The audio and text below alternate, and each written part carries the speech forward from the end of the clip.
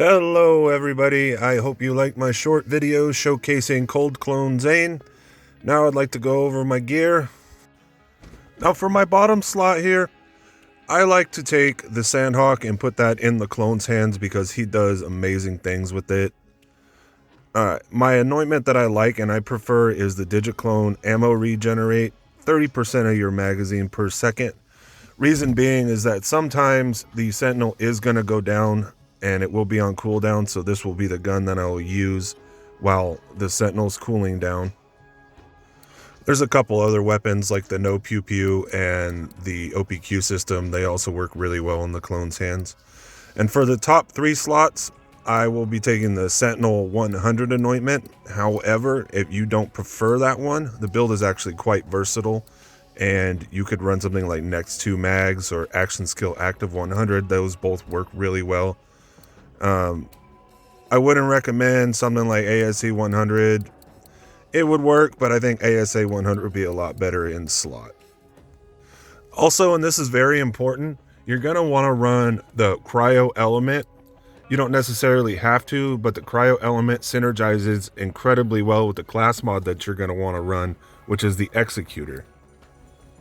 The Executor gives you a plus 20% bonus to cryo damage and a plus 11% cryo efficiency bonus that is not actually listed on the card.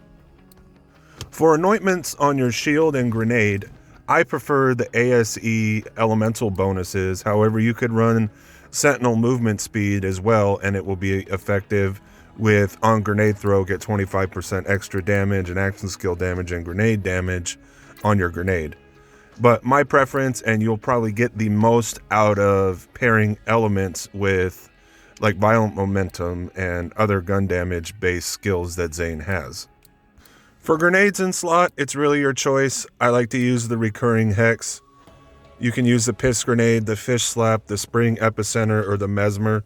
The mesmer is actually cool because it will actually proc Trick of the Light and give you a little extra bonus cryo damage on that enemy that is affected by the effect of the mesmer. But as long as it's a good grenade, you shouldn't have any problems.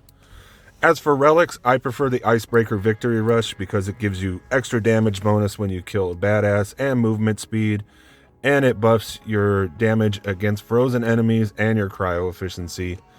You're going to want to use the Toboggan for bossing because all you have to do is slide, you get some amp, fire off a rocket launcher, and pretty much the boss is going to be dead in no time.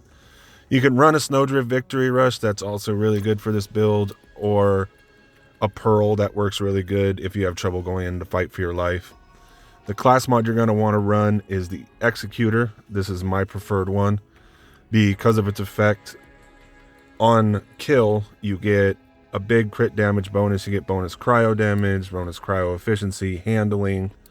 But if you wanted to run like the Infiltrator, if you wanted to run the Seeing Dead, they all work well, but you're going to get the most out of the Executor. Now, moving on to my skill trees. Starting off in Doubled Agent, which is one of the main skill trees of the build. I didn't take anything in Praevenutus. The bonus is really good. I just chose more action skill duration.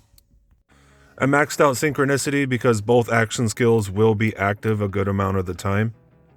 Took 5 out of 5 in Donnybrook, mainly for the gun damage bonus, which actually stacks twice for a total of, I believe, 34%.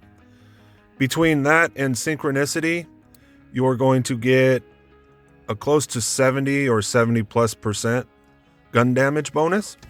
For Borrowed Time, I maxed that out so that we can extend our action skill duration as much as possible when I want to have both up, but that's primarily for the Sentinel. Duct Tape mod for the splash immunity that you get from your guns and your grenades. Just got to be careful of the dots. Also, I took Quick Breather. Quick Breather's good. When you switch places with your clone will heal up to 50% of his max health, and it helps you start recharging your shields. Old U for when you do go into fight for your life. Zane tends to have a little bit of trouble getting out of it, so you just pop that and you're up again. Supersonic Man, because again, you're going to have both action skills active a good amount of the time. So this is actually a substantial movement speed bonus. And also actually stacks. It's not listed on the card like that, but it does. Now, Trick of the Light is a crazy good skill. Zane deals bonus cryo damage to enemies that aren't targeting him. Pairing that with Which One's Real will actually proc Trick of the Light and give you that 45% damage bonus, as well as if the Mesmer does go off from duct tape mod or drone delivery, it will work too. Boom Enhance, an excellent skill for the clone. Now remember that even though you don't see a grenade count, you actually do have one. So be sure to pick up grenades as you go along to get the maximum effect out of Boom Enhance. And if it does consume 3 grenades like listed on the card, all the skills you see will be multiplied by 3. And last but not least, Double Barrel, which gives you a copy of the gun that you're holding to your clone. Now moving on to my next skill tree. Starting out, I'm going to take 5 out of 5 in Mana Focus. It provides a substantial accuracy bonus, which actually tightens the spread of multi-pellet weapons in this game. It doesn't necessarily give you accuracy. Handling is actually the part that gives you like less sway when you're aiming down sights and stuff. Now moving on to tier 2, I'm going to take 5 out of 5 in Headsman's Hand. It's a kill skill. Zane gains increased critical hit damage and stacks twice for a total of 46% crit damage and a duration of 8 seconds. I'm going to take 5 out of 5 in Commitment. Kill skill also stacks twice for a total of 46% gun damage and cooldown rate. For tier 3, definitely going to take Fugitive. Zane can sprint and shoot at the same time, which synergizes really well with skills like Violent Speed and Violent Momentum, which is a good little boost for very little investment. I took 5 out of 5 in Domino Effect. Whenever Zane scores a critical hit, he gains increased fire rate and reload speed for a short time. If he scores a critical hit with his action skill, he doubles this effect. Well, the clone is going to have a gun in his hand, and I'm sure he's going to crit, and the Sentinel is going to be firing projectiles, and I'm sure they'll crit. So you'll be getting this effect almost exclusively. 1 skill point in Sheer Will is definitely substantial enough. You're already getting 46% cooldown rate from Commitment, and with these 2 skills, you'll be able to get your clone back almost instantly. Took 3 out of 3 in Eraser, which I'll simplify. What it reads on the card is not exactly how it works, but it's an incredibly large damage skill. Now for the capstone, it reads, while aiming down sights, Zane's weapons deal bonus damage and automatically apply their status effect when he scores a critical hit.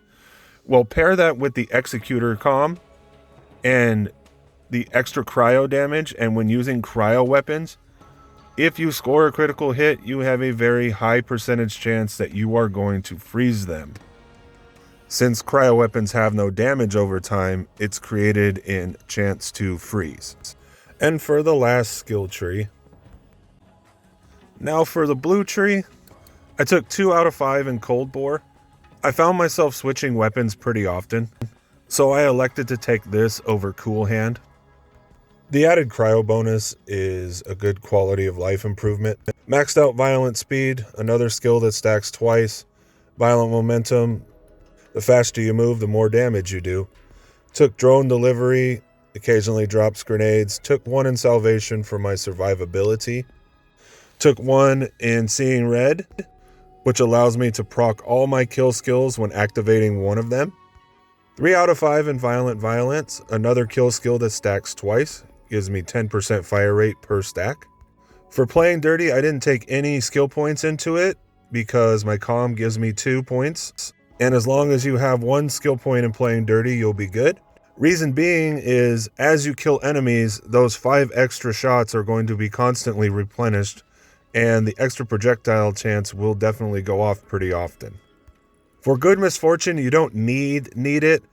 I like to take it because it extends the life of my Sentinel, but the cooldown rate that you get from this loadout is substantial enough, so if you wanted to run something like the Seeing Dead, which doesn't have Good Misfortune as a skill that you can get on it, you'll still have an overall good experience with the build. I really hope you guys enjoyed the video and my build showcase. Go try it out because it was actually a lot of fun. It's a very engaging setup. So if you want a build that's unique and out of the norm, give it a try. I think you'll enjoy it. That's the video. Have a good one, everybody.